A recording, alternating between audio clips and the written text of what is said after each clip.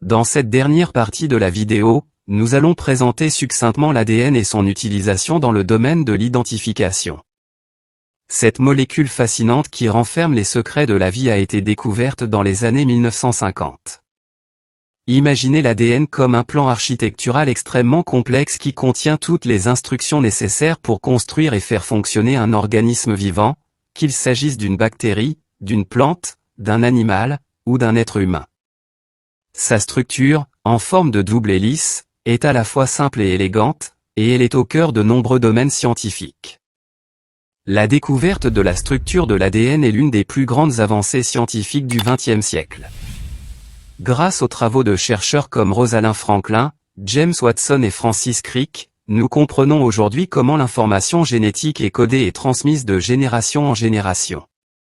Cette découverte a ouvert la voie à de nombreuses autres avancées, notamment dans les domaines de la médecine légale et de la biologie moléculaire. L'ADN contient un code génétique, un peu comme un alphabet qui utilise 4 lettres, A, T, C et G. Ces lettres sont combinées par 3 pour former des codons, qui correspondent à des instructions pour la production de protéines. C'est comme si chaque être vivant est un livre unique, écrit en utilisant ces 4 lettres comme alphabet. De plus, les protéines sont les véritables ouvriers de la cellule. Elles assurent toutes les fonctions vitales de l'organisme.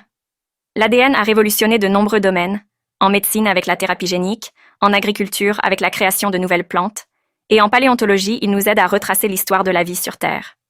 En médecine légale, l'ADN permet d'identifier des individus avec une précision inégalée, même en leur absence, grâce à un morceau de peau, un cheveu, une goutte de sang, une goutte de salive ou de sperme laissé sur place. Il a permis de résoudre de nombreuses affaires criminelles des années après les faits. Par exemple, 18 ans après les faits, en 2013 en France, l'ADN a permis de relier le meurtre dans l'Isère d'une fille de 10 ans, Saïda Berche, tuée en 1996, à son bourreau Georges Pouille, qui a été condamné à 30 ans de réclusion criminelle. On trouve l'ADN partout dans un corps, sauf dans les globules rouges, même dans l'os, ce qui permet d'identifier des corps en décomposition. Sachez que dans les tests génétiques de filiation ou de criminalité, on ne compare pas les génomes complets, mais on cherche à identifier un groupe de variants, 20 en général, marqueurs génétiques spécifiques possédés par l'ADN de l'enfant ou trouvés sur la scène du crime, d'un attentat ou d'une catastrophe aérienne ou naturelle, qui coïncident avec ceux possédés par le père éventuel ou par le suspect. La fiabilité des tests génétiques de paternité est estimée à 99,99%.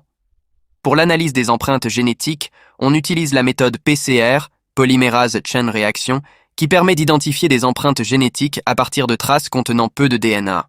Les variants, marqueurs génétiques spécifiques recherchés, sont des séquences courtes de 2 à 6 paires nucléotidiques, A, C, G, T, répétées jusqu'à plusieurs dizaines de fois.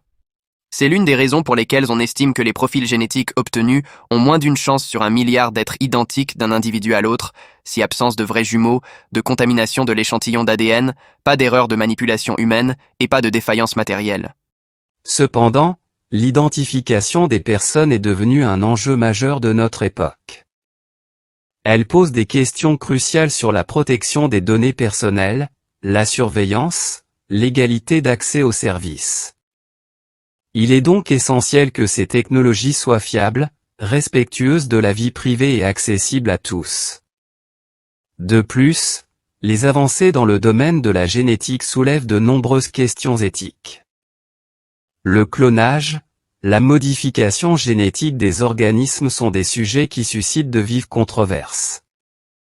Il est essentiel de réfléchir aux implications de ces technologies et de mettre en place un cadre réglementaire solide. Merci d'avoir regardé cette vidéo jusqu'à la fin, et à bientôt dans un autre sujet.